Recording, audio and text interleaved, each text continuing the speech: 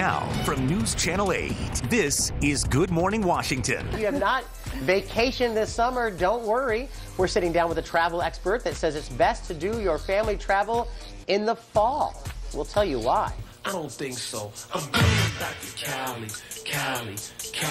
And so Labor Day is right around the corner, and here to help us save money this holiday and for our September vacations is the home economist Graff. She's here, to give us some simple steps just to cut these vacation costs. So welcome. Thank you. Thanks for having me. Absolutely, because you have this free day and you don't want to ruin it by spending all your money. Isn't that true? Right. So, of course we say, right now, if you ask me about vacation, I'm thinking like Christmas time and further, but you're saying now. I'm saying, yes, I'm saying right now, like I said, we have a free day. A lot of schools are closed, offices are closed. So yeah, let's take advantage. A lot of us will take advantage and go away for a few days. Okay, so we're talking 3 days. You can fit in a lot, and that's not just like going somewhere close. Can we go south, like Florida, get away? Well, yes, absolutely, and it's the best time now to go to Florida. It's the cheapest time. And are you talking like airfare? Yeah, I'm talking airfare and hotels. It's off season in Daytona Beach. Hotels, you're right. Right, and it's off season in Puerto Rico. So it's those are really great destinations. Yeah. That, by the way, are always hot. So right. So if you go now, it's not going to be that much hotter, and it's still beautiful, and there's still so much to see and so much to do. I think that one of the most important things on vacation, at least for me, is food. That's the most important thing, whether you're on vacation, whether you're at home. Yes. Yes, but I eat my way through my trips. Yes. Sightseeing is very important because you need something to do in between breakfast and lunch and lunch and dinner. So let's talk about breaking up those meals, though. What is for lunch, let's say, should that be the bigger meal? Well, that's what I'm saying. If you look at the restaurants that you read about in magazines that you might really want to try once you hit another destination, you're going to see that prices for lunch are cheaper than they are for dinner. So I took a look at what might be considered the hottest restaurant now in D.C., Joe's Stone Crabs, right? Okay. And I looked at the lunch and dinner menu. So if you were to get an 8-ounce filet for lunch, it would be $29 versus $32 for dinner. Oh. The fried chicken, $18 for lunch, $21 for dinner, and the sea bass, $34 for lunch, $8 for dinner. So you're talking about $5 an entree, and that adds up with your appetizers and also Joe's, I learned, has for example, a weekend happy hour during lunch. So you can find those kind of deals. That's rare to find, though, too. Well, a weekend happy hour. I think that if there's someplace you want to go, you should call the restaurant and see what specials they have, because you might find a really good deal at an off hour. Lunch, like I said, lunch instead of dinner, and that's a lot healthier, isn't it? It is. Yeah. But still, to save money, and that's key too, because if you want to splurge and say, okay, let's do a little vacation or staycation, and this is where you're going to get the best bang for your buck.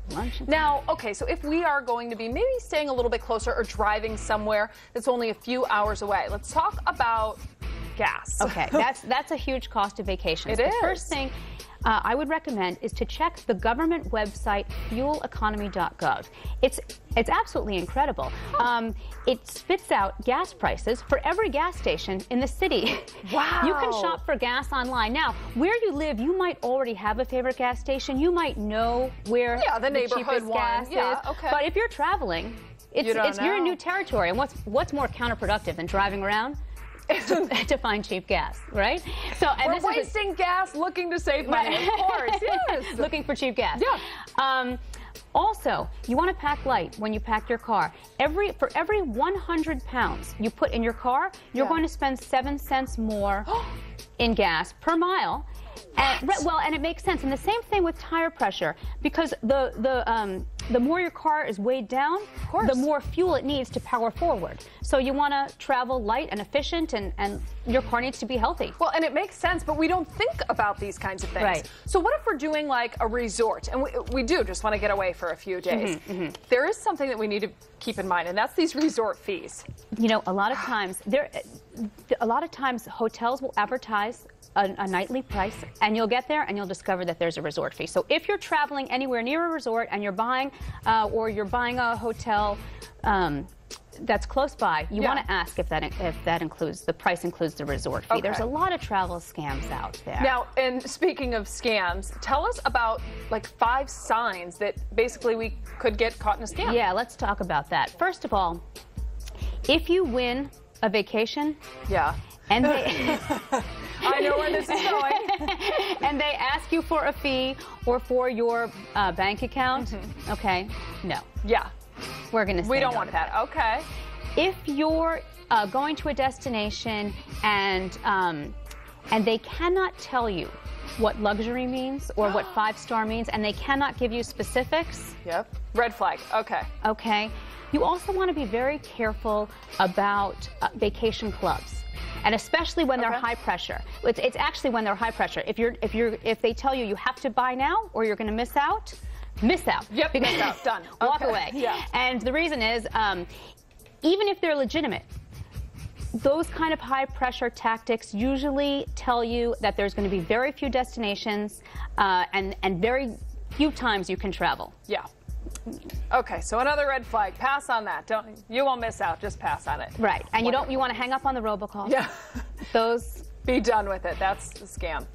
And you don't want to pay with cash or check. You always want to pay with a credit card, because if something isn't how it was advertised, you can dispute the charges. Okay. Usually. That's all good information. Thank you for that. Where can we find out more information, though? TheHomeEconomist.com. TheHomeEconomist.com. Thank you so much, Rep, for being here. Thank you. We'll have more of Let's Talk Live coming up just after the break. Stay with us.